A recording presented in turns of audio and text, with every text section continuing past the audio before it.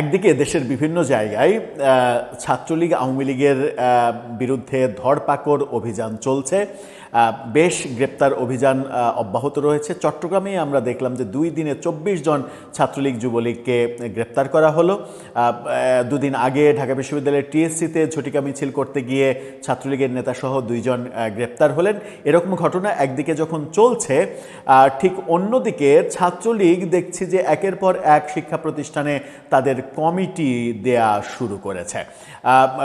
কৃষি বিশ্ববিদ্যালয়ের পরে এবার বড় ঘটনা ঘটলো, সেটা হচ্ছে রাজশাহী বিশ্ববিদ্যালয়ে তারা ব্যাপক হারে প্রায় সবগুলো হলে তাদের হল কমিটি ঘোষণা করলো। এই যে কমিটি ঘোষণা করা, যাদের নাম কমিটিতে আছে তারা কি হলে অবস্থান করছেন, নাকি তাদের ছাত্রজীবন বিপদের মুখে ফেলা হচ্ছে, যে প্রশ্নটা ঘুরে ফিরে আসছে।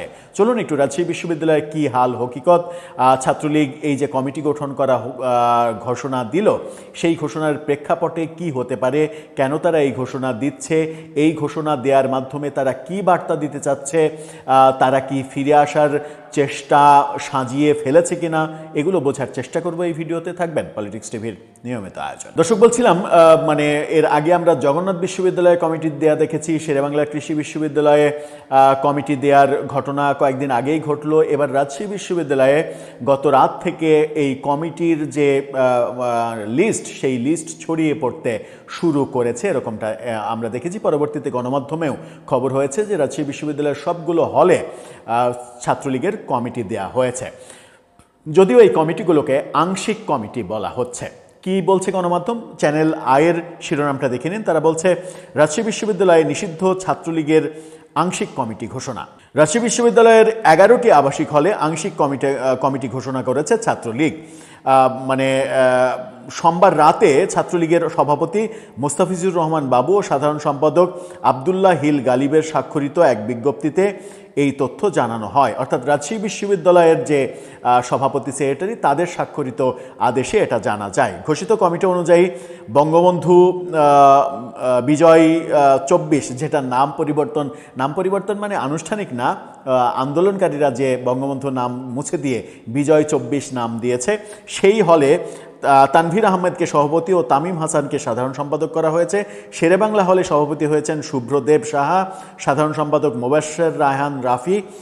শাহ মুকদুম হলে এলাহি শেখকে সভাপতি ও এহসান আহমেদ আকাশকে সাধারণ সম্পাদক করা হয়েছে। এছাড়া নবাব আব্দুল লতিফ হলে মাসুদুর রহমান সভাপতি, আব্দুল জলিল চৌধুরী সাধারণ সম্পাদক, আমির আলী হলে গোলাম কিবরিয়া সভাপতি, মশিউর রহমান মিহাদ সাধারণ সম্পাদক, হাবিবুর রহমান হলে রাইসুল ইসলাম সভাপতি, সোহান হাসান সাধারণ সম্পাদকের দায়িত্ব পেয়েছেন।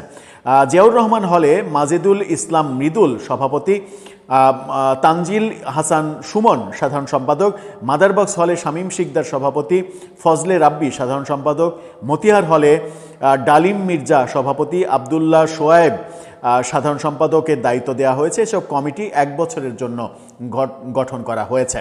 এদিকে কমিটি ঘোষণার পরপরই ক্যাম্পাসে সক্রিয় অন্যান্য ছাত্র সংগঠনগুলোর পক্ষ থেকে তীব্র প্রতিক্রিয়া দেখা গেছে। তাদের অভিযোগ, নিষিদ্ধ সংগঠনটি এই উদ্যোগের মাধ্যমে ক্যাম্পাসে অস্থিতিশীলতা তৈরির চেষ্টা করছে। বিশ্ববিদ্যালয় শাখা ছাত্রদলের সভাপতি সুলতান আহমেদ রাহি তিনি বলেছেন, নিষিদ্ধ ও নেতৃত্ব শূন্য একটি সংগঠনের এ ধরনের কমিটি ঘোষণা বাস্তবতা বিবর্জিত ও গুরুত্বহীন। তার মানে পুলিশ যদি কোনো ব্যবস্থা নাও নেয়, আমার মনে হয় যে ছাত্রলীগ, এনসিপির সদস্যরা কিংবা শিবির, তারা মিলেই এই যাদের নাম ঘোষণা করা হলো তাদের জন্য রাজশাহী বিশ্ববিদ্যালয়ের ক্যাম্পাসটা হারাম করে দেবে এবং তাদের ছাত্রজীবন অনিরাপদ করে দেয়া হলো এই ঘোষণার মাধ্যমে। এখন আপাতত সেটাই মনে হওয়ার কথা। অন্যদিকে ইসলামী ছাত্র শিবিরের বিশ্ববিদ্যালয় শাখার সভাপতি মুজাহিদ ফয়সাল এই পদক্ষেপকে ক্যাম্পাস অস্থিতিশীল করার ষড়যন্ত্র বলেছেন।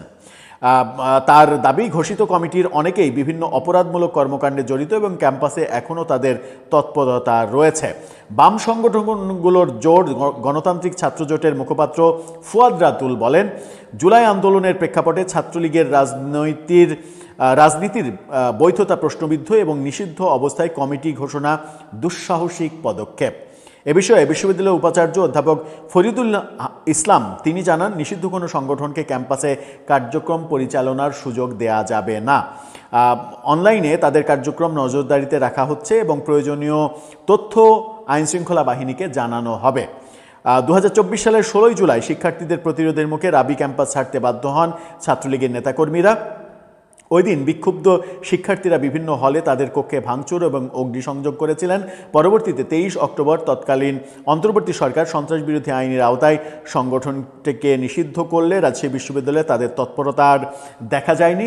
কিন্তু এই যে নাম ঘোষণা করা হলো, 11টা হলের কমিটি ঘোষণা করা হলো, ছাত্রদল, শিবির, বাম দল তারা যে বক্তব্য দিচ্ছে, এই বক্তব্য প্রমাণ করে যে এই ছাত্রদের জীবন হুমকির মুখে ফেলে দেয়া হলো এবং তাদের ছাত্র জীবন হুমকির মুখে ফেলে দেয়া হলো। এরকম প্রকাশ্য ঘোষণার মাধ্যমে এই ছাত্রদের ছাত্র জীবন হুমকির মধ্যে ফেলে দেওয়ার ঘটনা ঘটিয়ে ছাত্রলীগ কী বার্তা দিতে চাইছে?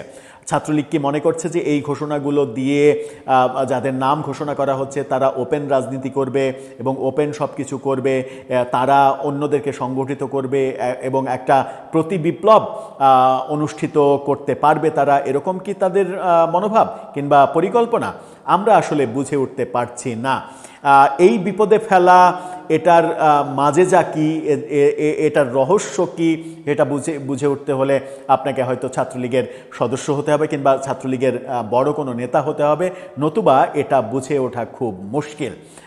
একাধিক বিশ্ববিদ্যালয়ে এই ঘটনা যখন ঘটছে, এখন পর্যন্ত অবশ্য ঢাকা বিশ্ববিদ্যালয়ে এটা আমরা দেখিনি, কৃষি বিশ্ববিদ্যালয়ের পরে রাজশাহী বিশ্ববিদ্যালয়ে দেখলাম। এর আগে আমরা জগন্নাথ বিশ্ববিদ্যালয়ে এরকম ঘটনা ঘটেছে বলে শুনেছি, তবে সেটা এত ফলাও করে প্রচার হয়নি যেটা কৃষি বিশ্ববিদ্যালয় এবং রাজশাহী বিশ্ববিদ্যালয়ের ক্ষেত্রে ফলাও করে প্রচার করা হলো।